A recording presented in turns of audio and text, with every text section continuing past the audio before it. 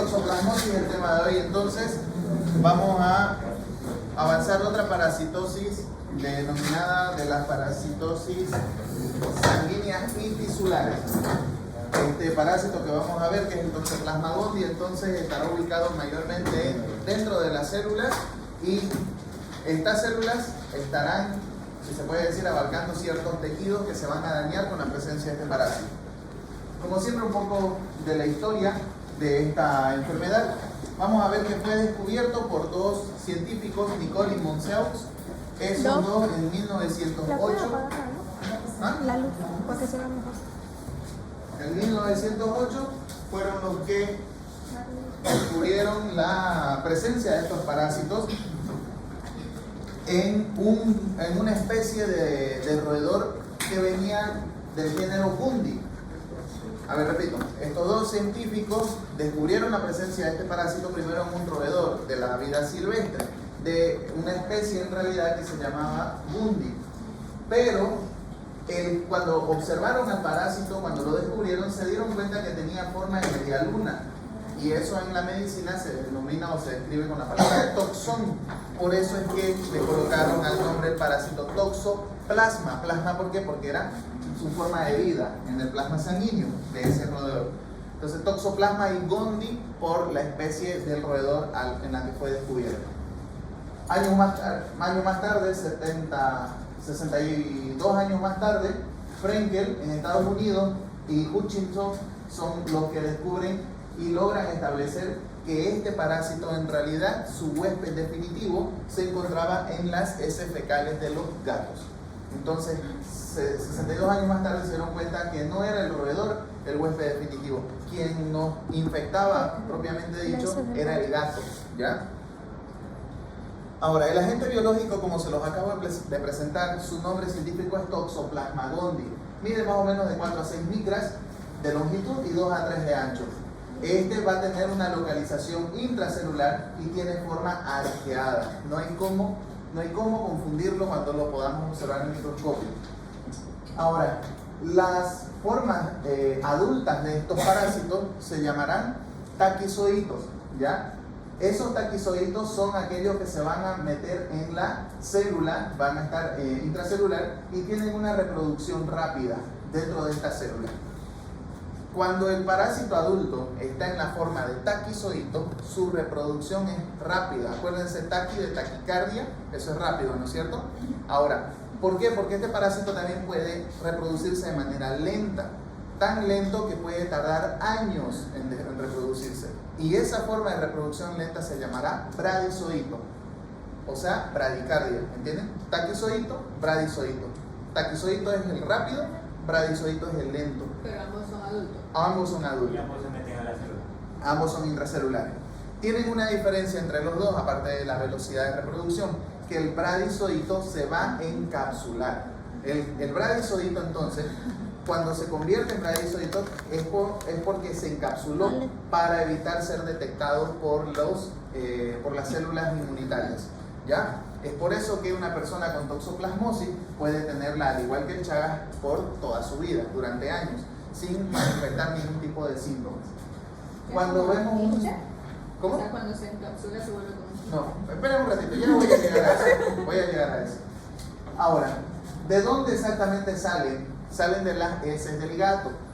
Como ven ahí, el arenero de nuestros gatos domésticos es una fuente grande de infección. En realidad es la fuente única de infección, porque la transmisión no es porque yo lo acaricie al gato, no es porque yo respire el pelo del gato como normalmente se cree, ¿ya? El pelo no tiene nada que ver.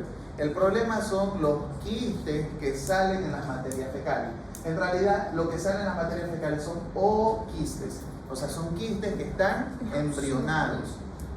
Ooquistes, o sea, es un quiste huevo, digámoslo así, porque en su interior va a tener al parásito para que se pueda reproducir después en la célula. Ahora, cuando nosotros tenemos un gato doméstico, entonces, la única forma de que ese gato no se contamine es si no entra en contacto con otros gatos o no come algún roedor o algún animal fuera de casa, ¿entienden? Ahorita vamos a ver por qué. Cuando nosotros vemos al microscopio un ooquiste sacado de la materia fecal de un gato, vamos a ver que dentro de ese ooquiste hay dos esporoquistes. Estas dos estructuras que ven acá redondeadas, a eso se llamará esporoquiste. Y dentro de esos dos esporoquistes habrán 4 esporozoitos, 2 aquí y 2 acá. ¿Ya? Entonces, prácticamente un ooquiste liberará a 4 esporozoitos. Y esos esporozoitos son los que van a decidir si se transforman en taquizoitos o en bradizoitos. Repito, entonces el gato defeca, ahí ha salido el ooquiste. El ooquiste ingresa al cuerpo, siempre será por la boca, es el único mecanismo, ¿ya? No es por la vía respiratoria, no es por la piel, no es por la conversación, Sí, tenemos que ingerir. Sí, hay que ingerir. Cuando el ooquiste llega entonces a nuestro intestino, él va a agarrar y ese ooquiste va a reventar, va a darle liberación a 4 esporozoitos. O sea, después de esos 2 esporoquistes va a dar origen a 4 esporozoitos. Cuando salen esos 4 esporozoitos, van a migrar al torrente circulatorio. Ellos del intestino van a pasar a la sangre, ¿ya? Cuando llegan a la sangre es ahí que ellos empezarán a meterse a otras células y dentro de la célula se van a multiplicar, ya sea de forma rápida o de forma lenta. Por lo general siempre lo hacen primero con la rápida. Empiezan a multiplicarse, entonces a esa forma se llamará taquizoitos. Cuando estas alarmas son lanzadas y el sistema inmunitario ya se da cuenta que estamos ante la presencia del parásito, entonces el taquizoito se verá amenazado y ahí es que él cambiará, se encapsulará y se transformará en bradizoito escondiéndose de las células inmunitarias. ¿Comprenden? Entonces lo hace mayormente para no ser detectado, para no ser pillado. ¿Ya? Hasta, ¿sí? Cuando se rompe el poroquiste, dan los esporozoitos. Estos esporozoitos son los que deciden si dan los taquizoides o los bradizoitos. Exacto. Esos esporozoitos son los que por lo general siempre se convierten primero en taqui, primero. Y luego ya esos taquis se deciden cambiar a bradi. Es muy rara la vez en que estos esporozoitos cambian primero a bradizoitos, y puede suceder también, pero en muy poca población, ¿ya? Pero también puede suceder. ¿Por qué? Porque ¿qué es lo que sucede? Tras que ingresan ellos, ya son atacados. Entonces, como ya son atacados, inmediatamente ellos cambian a bradizoitos, no tienen la forma de taquizoitos. Pero por lo general, para cuando el sistema inmune de la mayoría de las personas está normal, no está muy alterado, entonces ese esporozoito decide ser taquizoito primero porque tiene tiempo antes de ser atacado. ¿Comprenden? ¿Quién sería la persona que tenga su sistema inmune muy alterado? Personas, por ejemplo, con problemas de lupus, con alguna enfermedad de inmunología, que están ellos con sus defensas sumamente elevadas y es por eso que hasta ellos mismos les hace daño, ¿no es cierto? El lupus, ustedes saben que es una enfermedad que las mismas células de la inmunidad ataca a las propias células. Entonces, si ataca a sus propias células, pues por ende los va a atacar a ellos también de entrada. ¿Listo? Pero entonces las personas que tienen este tipo de enfermedad no les da. Lo tienen, pero están en su etapa más tardía. Vamos a hacer una cosita. Anótense todas las preguntas, porque a mí me gusta responder y luego me desplayo, ¿ya? Entonces dejen que termine el tema y luego me hacen todas sus preguntas que tengan. ¿Listo? Anótense, las subrayen, hagan algo para que yo pueda avanzar rápido. Ahora, ¿cómo es el ciclo de vida? El ciclo de vida inicia aquí, con el gato, en su materia fecal. Cuando estamos nosotros viendo que esa materia fecal se va a convertir en un ooquiste, ¿no es cierto? O sea, mejor dicho, dentro de la materia fecal hay un ooquiste. Ese ooquiste puede ser ingerido por otro gato, puede ser ingerido o contaminar a otros animales de vida silvestre, incluyendo perros, ¿ya? O simplemente puede pasar por contacto directo al humano. ¿Cómo sería contacto directo? Que nosotros agarremos nuestras mascotas inmediatamente después de que el gato ayuda a defecar y nosotros lo agarramos, ¿entienden? Entonces nos contaminamos las manos y luego nos contaminamos nosotros mismos. Entonces esa es una manera de contacto directo. Ahora, ¿qué pasa si otro gato o animales son contaminados? Cuando otros animales, como por ejemplo estos que nos vamos a comer, comen comida contaminada con los ooquistes, esos ooquistes forman quistes en su músculo. ¿ya? Forman los quistes de bradizoitos dentro del chancho, dentro de la vaca, etc. Y cuando nosotros comemos esa carne mal cocida, prácticamente casi cruda, nosotros estamos consumiendo esos bradizoitos, esos quistes, y que son liberados en nuestro intestino, y ahora nosotros nos enfermamos. Ahora, ¿qué pasa si estos animales de vida silvestre son cazados por el gato? Como ven acá hay un ratón. Fíjense que aquí el ratón se contaminó y luego un gato se lo comió. Este gato ahora se ha contaminado porque él estaba infectado del Toxoplasma gondii. ¿Entienden? Entonces todo ingresa por la boca. La diferencia es que al gato no le va a producir ningún tipo de alteración como lo hace en el humano. En el humano sí genera enfermedades y patologías. Entonces, y ahora si el humano está, por ejemplo, como esta mujer embarazada, va a pasarle la enfermedad al feto, porque es un paso placentario. Puede traspasar la placenta e inclusive en pacientes con VIH puede traspasar las meninges, ¿ya? Puede afectar al sistema nervioso central. En el gato, entonces, recapitulando un poco, entran por la boca del gato ooquistes, ¿ya? Ooquistes ya sea de un ratón infectado, de un murciélago que ha cazado, de lo que sea que le haya cazado, que haya estado infectado, el gato se contamina, o directamente en contacto directo con otro gato.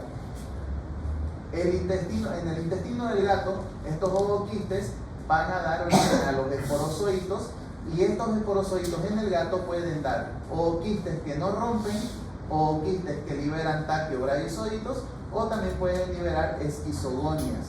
Ahora, por eso es que el gato es el huésped definitivo, porque en él está la forma de reproducción cigotos es sexual. Acuérdense, se mantiene la ley que les dije al inicio. Todo huésped definitivo es porque tiene la reproducción sexual, y en el gato es el único que se da. Por eso él es el definitivo. Entonces, esos esporozoitos en el gato dan ooquistes que no rompen y simplemente salen en las materias fecales nuevamente. Pasó por todo el intestino y salió, listo para infectar a otro. No hizo nada, ¿ya? No hizo absolutamente nada. En cambio, pueden haber ooquistes que liberan taquiobradizoitos en el gato, pero en el gato no lo va a dañar, ¿entienden? Es compatible, su vida, sus células de él con esos taquizoitos hacen absolutamente nada, simplemente viven. Y los otros serían los que en vez de liberar taquiobradizoitos, liberen esquizogonia, que unos serán machos, otros serán hembras, y entre esos se multiplicarán, tendrán la reproducción sexual, y esos cigotos luego darán origen a otros esporozoitos o quistes, a otros ooquistes, y así podrán infectar a otro gato. ¿Qué pasa en el humano u otros mamíferos? Ingresan por la boca estos ooquistes provenientes de las materias fecales. Y que ahí está cortado. Y esos quistes en los tejidos de animales infectados, vamos a ver que 30 minutos después de haberlos ingerido hacen invasión extraintestinal. Es rápida la cosa. Si yo inmediatamente ahorita comí una carne cruda, en 30 minutos esos ooquistes ya liberaron a los taquizoitos, y esos taquizoitos ya se metieron al intestino, al torrente sanguíneo, hacen la invasión extraintestinal. Vamos a ver que dentro de la célula, dentro de cualquier célula que ellos encuentren, ya sean macrófagos o cualquier otra célula linfática, va a dar origen a formas asexuadas. ¿Cuáles son esas asexuadas? Taquizoitos o bradizoitos. Los taquizoitos aparecerán primero y son reproducción rápida, y son los que se encuentran en una persona que desencadena o desarrolla una enfermedad aguda. Siempre el taquizoito estará presente o será igual a toxoplasmosis aguda, ¿ya? Recién infectadito. En cambio, los bradizoitos es toxoplasmosis crónica de muchos años atrás. Ahora, cuando ya son bradizoitos, se enquistan, se vuelven quistes en los tejidos, y esos van a contener a estos bradizoitos, que van a empezar a dividirse o multiplicarse de manera muy, pero muy lenta, y a eso, mejor dicho, eso lo hacen para tener una resistencia inmunológica contra nuestras defensas. Ahí podemos observar una imagen de microscopio. Fíjense que son bien arqueados, parecen media luna o parecen arcos. Esa es la forma característica, y tienen una colita, un pequeño flagelito que les sale de uno de los extremos. Esos taquizoitos entonces se reproducen dentro de la célula y pasan de célula en célula, causándole la muerte a esa que lo albergó al principio. Entonces, cuando ellos se multiplican, rompe la célula, esa célula muere, y así sucesivamente van invadiendo a más. Por lo general, la primera célula donde ellos van a hacer esto son nuestros macrófagos. ¿Ya? Es de ahí que luego, cuando los macrófagos se ven superados por este parásito, es que llaman a las otras células de la inmunidad, que son los linfocitos T, los linfocitos B. Y si los linfocitos T y B no pueden, entonces llamarán a los natural killers, ¿no es cierto? Entonces, ahí ellos, cuando ya ven la presencia de los linfocitos T y B, es que ellos se enquistan, porque ya ahí ellos no pueden contra esa célula. Ahora, vamos a ver que después de 1 o 2 semanas, cuando se desarrolla la inmunidad, la proliferación del parásito disminuye y comienza a agruparse y formar bradisoditos enquistados en los tejidos. Inclusive esos quistes, fíjense, pueden ser en el cerebro, podemos ver ahí. Por lo general, si esta condición se dará en pacientes inmunodeprimidos como los portadores de VIH. ¿Qué tejidos pueden invadir? Pues pueden invadir todo lo que les dé la gana. Pueden invadir músculos, pueden invadir pulmones. Fíjense, miren, hay taquizoitos en el pulmón, puros taquizoitos dentro del pulmón. Quien no conoce la forma del parásito pensará que eso es un broncograma, ¿no? Pensará que es una infección, colección de pus, etc. Pero tienen la forma clásica del taquizoito y eso es toxoplasmosis. Es por eso que se dice que el que tiene gatos luego va a empezar a toser y si tuese es que tiene toxoplasma. No está muy lejos de la realidad. Uno de los lugares predilectos para estos taquizoides son los pulmones. Y obviamente quien tiene esto en los pulmones pues tendrá una tos crónica. ¿Entiendes? Tendrá una tos crónica que hay que hacer diagnóstico diferencial con tuberculosis también. Hay que ver que no sea tuberculosis. Vamos a ver qué más puede invadir. Puede invadir hígado, el corazón y el músculo esquelético puede ser invasivo también, puede ser invadido, perdón. Y vamos a ver que cuando invaden estos tejidos, si invade el corazón, entonces el músculo cardíaco será destruido, por lo tanto es muy grave, puede dar afecciones cardíacas, muerte instantánea. Puede haber diseminación a través de los macrófagos a los alveolos, como estamos viendo ahí. Y el principal órgano que da síntomas más rápido es los ojos, cuando invaden al globo ocular. ¿Qué es lo que hacen? Se va a introducir estos taquizoitos, se van a introducir en la capa coroidea, y acuérdense que la capa coroidea del globo ocular es la capa que tiene toda la circulación sanguínea.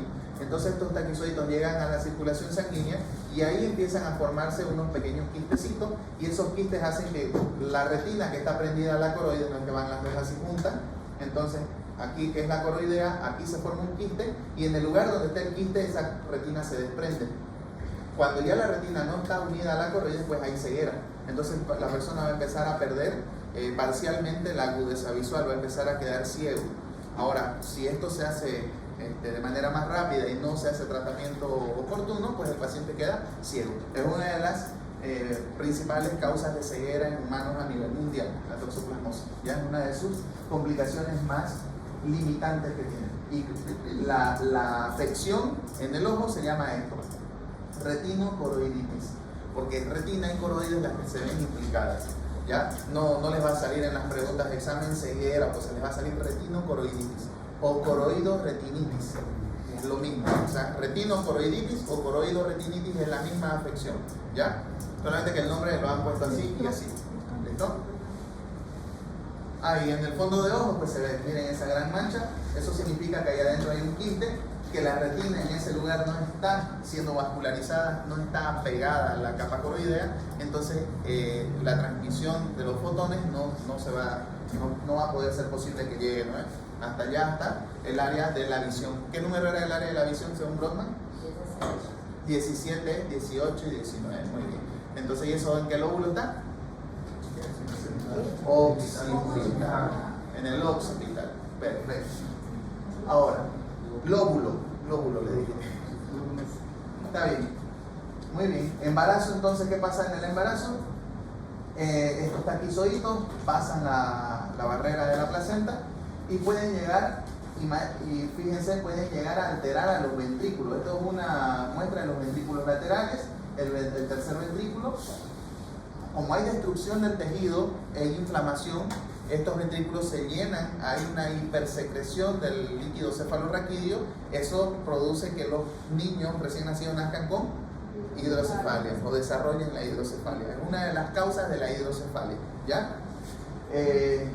Solo para que se den idea, en primer mundo países de primer mundo como Estados Unidos, la muerte por hidrocefalia es 50 y 50. Digamos, de 10 niños que nazcan con hidrocefalia en Estados Unidos, 5 se mueren, 5 se salvan. Estados Unidos. Prácticamente en Latinoamérica y África, eso es un 80-20, ¿no? 8 se van a morir, solo 2 se van a salvar. Es una complicación muy letal para nuestras condiciones en salud que tenemos acá. Entonces, hay que prevenir la toxoplasmosis en el embarazo, porque si desarrolla toxoplasmosis ese feto, va a morir el bebé. Si nace vivo, puede que nazca con algún tipo de afección.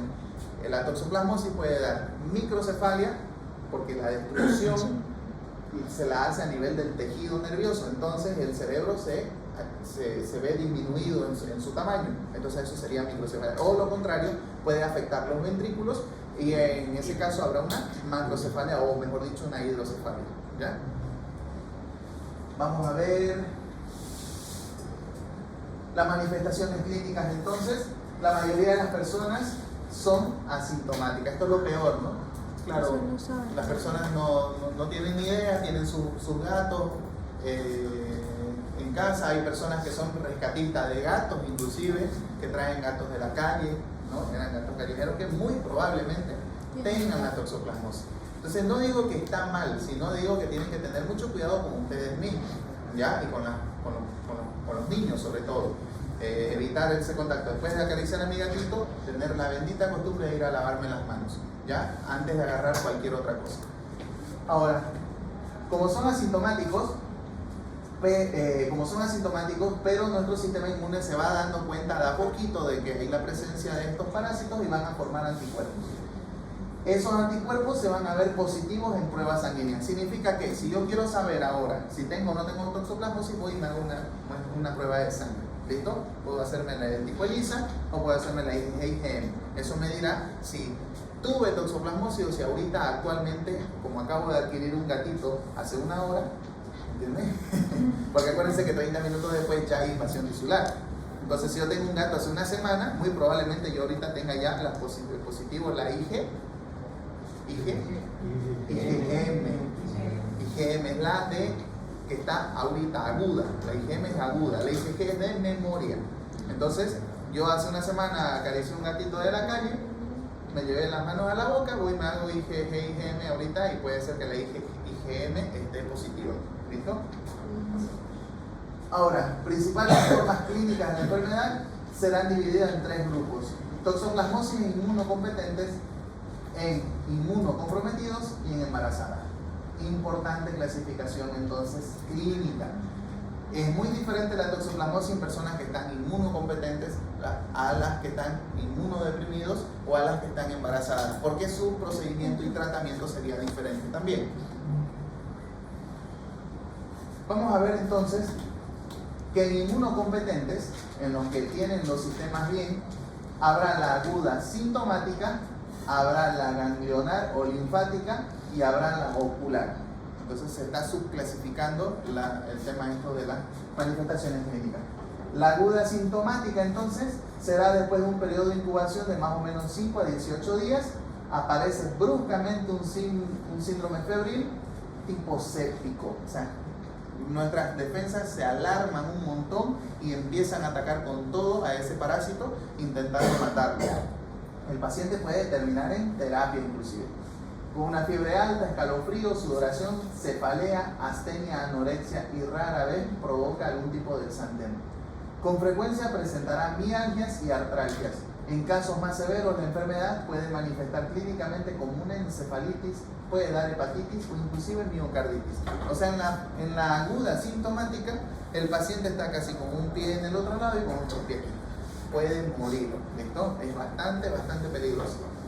En cambio, si no dio síntomas y migró a los ganglios linfáticos, ¿por qué? Porque el macrófago captó estos parásitos y se los llevó al sistema linfático, entonces queda en los ganglios.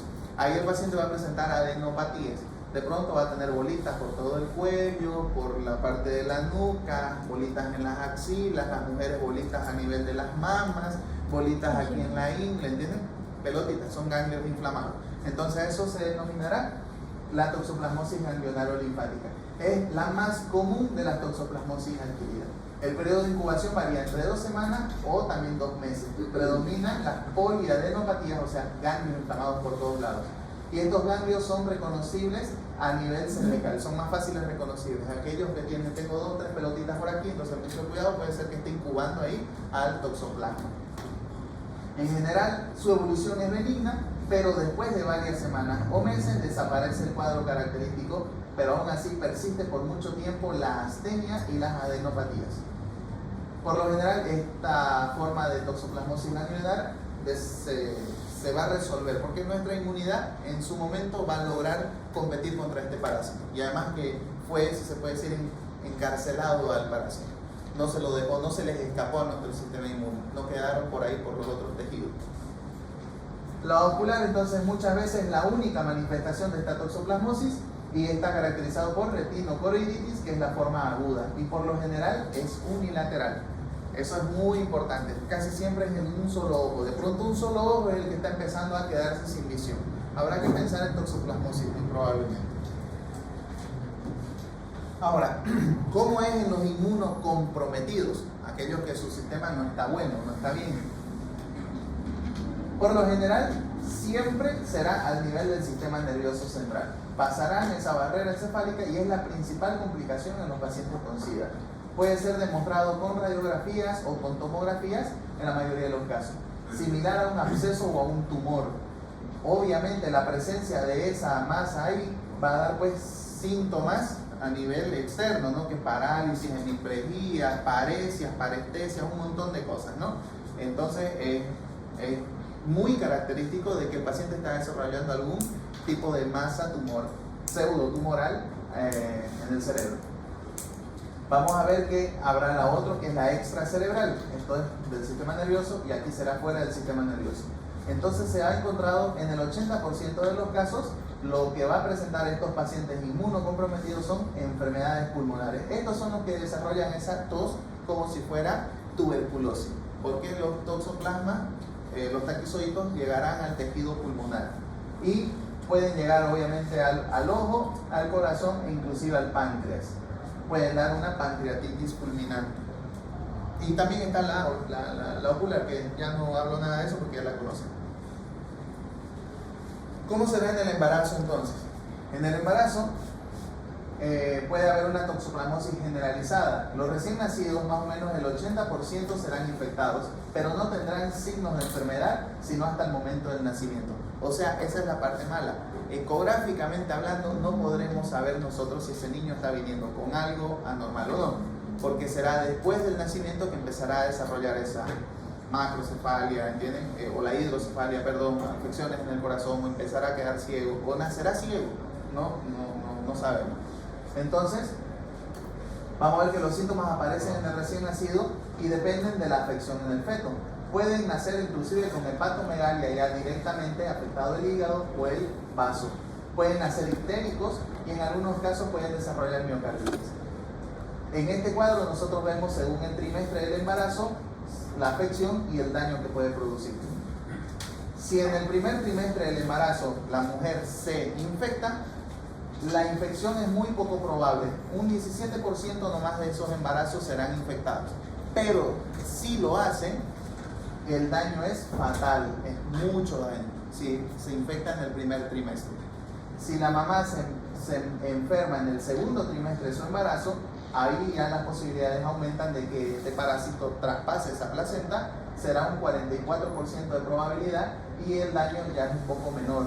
Pero si ella se infecta en el tercer trimestre, va a pasar sí o sí el parásito al feto, pero no va a nacer con mucho daño, pero sí va a estar infectado casi que 100% seguro, ¿entienden? Entonces a ese niño hay que hacer tratamiento. Mientras que al de acá arriba, muy poco probable que viva. El daño será casi irreversible. ¿Un aborto entonces? Puede producir un aborto, exactamente. Pues es una de las causas principales de abortos espontáneos en el primer trimestre del embarazo. ¿Qué sabemos de la inmunidad? Existe inmunidad celular y humoral. Existen esos dos. Ustedes ya avanzaron, me imagino, el micro.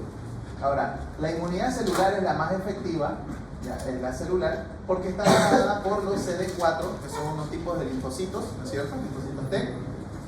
y también por las natural killer. O sea, estas dos pueden con el parásito, los pueden matar, pero lamentablemente solo salen muy al final. Ellas solamente aparecen casi cuando ya no hay nada por hacer. Entonces, estos van a generar unas sustancias que destruyen a los parásitos, pero también destruyen al tejido donde lanzaron esto. Es como una bomba atómica, mata buenos y malos, algo así. La inmunidad mediada por células es deprimida por la acción de corticosteroides. Esto es muy importante, que los pacientes no estén consumiendo corticosteroides todo el tiempo, porque eso es muy favorable para este tipo de parásitos. Y veremos que la inmunidad humoral no tiene efecto sobre los parásitos tisulares, pero es la que se da mayormente. Esta inmunidad humoral que estamos hablando, de la que se da mayormente hablando, no puede alcanzar a los parásitos que están ya en el tejido. ¿Listo? Los que ya se metieron a un tejido, ya eso se libera. Y ellos solamente podrían morir con la inmunidad celular, con los natural killer o los CD4. Más o menos 1 o 2 semanas después de la infección van a aparecer los anticuerpos IgM. Por eso les dije, en 1 semana nosotros podemos ya estar positivos con IgM y alcanzarán su máxima concentración a las 3 semanas. Los IgG son de aparición más tardía.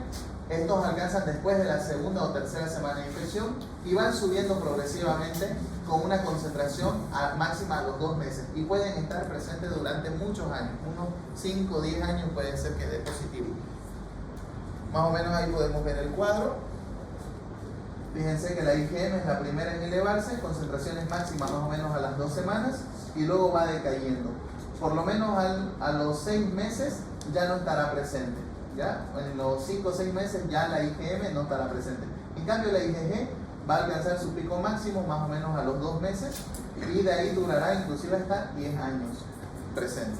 ¿Ya? Entonces, si quiero saber si hoy estoy con algún tipo de infección de toxoplasma, más o menos si sale positivo, está entre los últimos 10 años, ¿no? Por ejemplo, a una Mi mujer infección. embarazada sí se le debería de hacer un análisis. Es obligatorio, es de gabinete. Se pide Chaga, se pide VIH, se pide toxo, se pide sífilis, todo eso se tiene que pedir. Control y prevención. Pues esto es muy peligroso. Rescatar animales de la calle en graves condiciones, que se ven que están bastante enfermos, que no le han pasado nada bien, y que nuestros gatos domésticos cacen roedores, que obviamente esos roedores pueden estar infectados. Si él se come a ese ratón, se va a infectar y a mi gato estará infectado de por vida. No hay tratamiento para el gato, simplemente eso será de por vida. Tratamiento entonces. En el tratamiento vamos a ver que las personas que son inmunocompetentes, que adquieren la infección, incluyendo las no embarazadas, no requieren tratamiento, porque tampoco se tratan a las personas por solo tener títulos de anticuerpos sin presentar síntomas. Si en este caso yo, por curioso, me hago el examen de IgG y me sale la IgG positiva, no porque dé positivo y yo estoy totalmente asintomático, voy a hacer un tratamiento de esto. ¿Entienden? Porque muy probablemente no dé resultado. Cuando da resultado es cuando estamos en la fase aguda, cuando me he contaminado recién, cuando estoy presentando algún tipo de daño, estoy empezando a perder la visión, no sé, algún tipo de síntomas, o mejor dicho, resumiendo todo eso en la aguda, ahí yo inicio el tratamiento.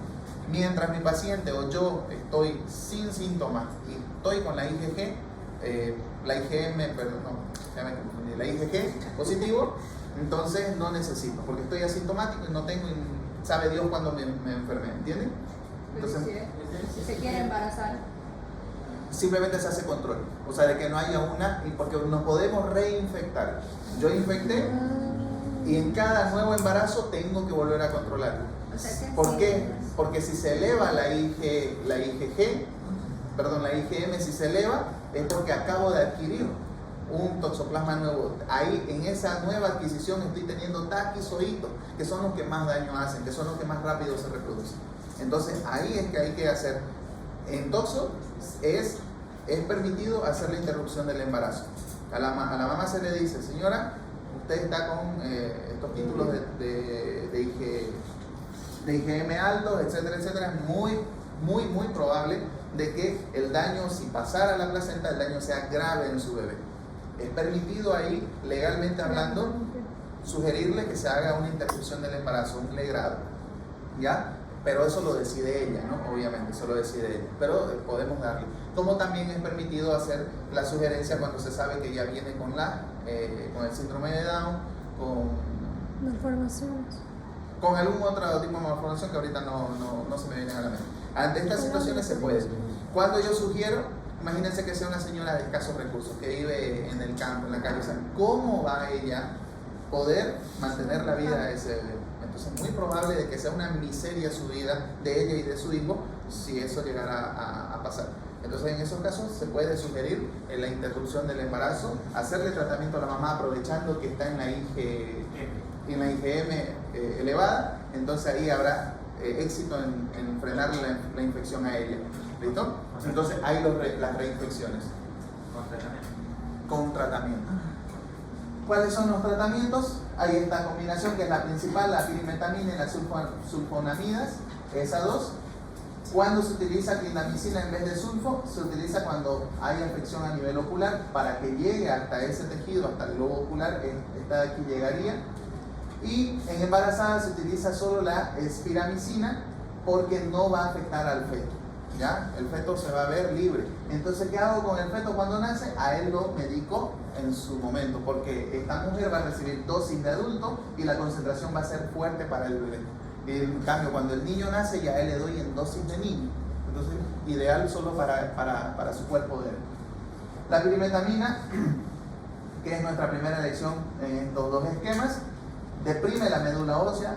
Por eso es que hay que dar siempre con ácido fólico o folínico, como quieran llamarlo, porque la médula ósea se va a ver atrofiada, entonces las células de la inmunidad no se van a producir, no va a haber mucha producción tampoco de eritrocitos buenos, ¿me entienden? Y con la médula ósea atrofiada puede darse un pseudo, ¿cómo se llama?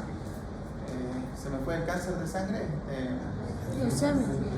Una pseudoleucemia, ¿no? Algo muy parecido a la leucemia. No se usa en el embarazo entre las 12 a 14 primeras semanas. ¿Por qué? Porque va a pasar al feto y lo va a destruir prácticamente, lo va a intoxicar. Y se puede asociar a acitromicina en pacientes que están inmunodeprimidos o que son alérgicos a las sulfonamidas. Entonces la acitromicina es utilizado también en combinación con la pirimetamina para pacientes que están inmunodeprimidos. Y fíjense que la acitromicina uno hace uso y abuso de ella, ¿no? Entonces la acitromicina nosotros debemos usar de manera racional. En realidad todos los antibióticos solo se deben usar en casos sumamente necesarios. Y con eso terminamos.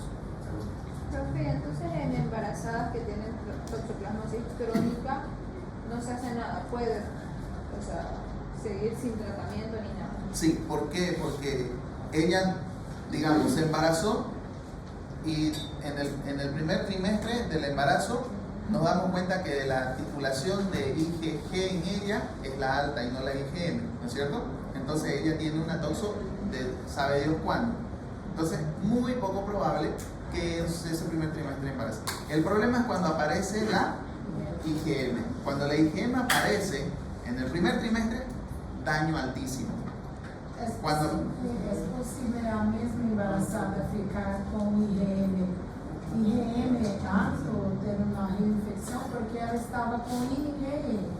Aí después de 3 meses... Cuando hacen gineco se darán cuenta que a las mujeres embarazadas se les pide toxo en el primer momento de que se sabe que está embarazada, se pide 3 meses después y se pide antes del parto, en los últimos 3 meses antes del parto. Entonces se está haciendo vigilancia de que en estos 9 meses ya no se haya infectado. Eso es una toxocrónica, no se hace.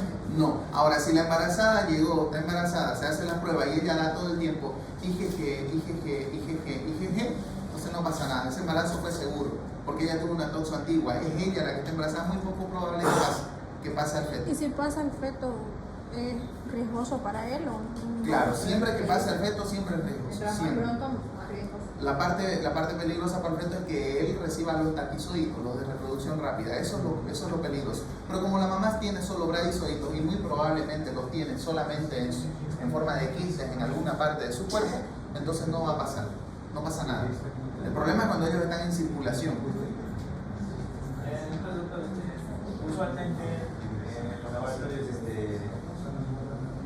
cuando le hacen un análisis de la mujer embarazada, viene y que es puro negativos. ¿Sí? ¿Sí? O sea, ¿Qué tan probable es? lo probable en las mujeres, o sea, lo normal es que sea Ya, negativo. epidemiológicamente hablando, ¿cómo andamos de toxo en Bolivia? Algo así. Ya. ¿Qué tantas personas hay? No es tan frecuente como el Chagas. Yo me atrevería a decir que de, digamos, 10 embarazadas, por lo menos la mitad viene con Chagas positivo. En cambio de toxo, la verdad que muy pocas veces. Es más, creo que habré visto solamente unas 2 mujeres embarazadas en toda mi vida que habrán dado positivo al toxo. Hay tantas gatas pela calle, ¿cómo así no hay tanta mujer infectada? No, o sea, toxo que esté con riesgo el bebé. A eso me voy. De tener que haber dicho a la mamá, tiene que suspenderlo el embarazo. Poco probable. O sea, poco lo he visto. ¿Ya? Pero obviamente mejor sería si le preguntan esto a sus docentes de ginecología cuando lleguen, qué tan frecuente él ha visto la toxoplasmosis. Ahí él les dará una mejor información. Desde donde yo estaba no lo vi mucho, pero como no es una especialidad en la que yo ejerzo, entonces tal vez el ginecólogo, el obstetra les dirá, no, mucha, el toxo ahí altísimo. Tal vez ellos les dirán lo contrario, ¿no? Pero yo, ¿para qué les voy a mentir? Yo les digo lo que he visto, ¿sí? Você pega um gato Salles, você pode dar medicamento para. Para el gato, Sim, para o gato não há. no hay. Uma vez infectado, então ele vai transmitir. Para toda la vida. Una vez se infecta el gato, es para toda su vida del gato. Es para toda su vida. Ai, como assim? O gato também, é um gato doméstico de criança. Aí, como eu levar ao veterinário e assim está Sí, usando, le hacen. Que no quede. ¿Cómo creen que se puede saber? A ver, pensemos. ¿Con sangre? Las heces. Lleva una muestra al microscopio y a ver, hay odoquistes, le va a decir el veterinario, le cuento, hay altísimos odoquistes, tengan cuidado. Y más bien vio que no. Claro, él le va a decir que son de toxo, que son los de toxo.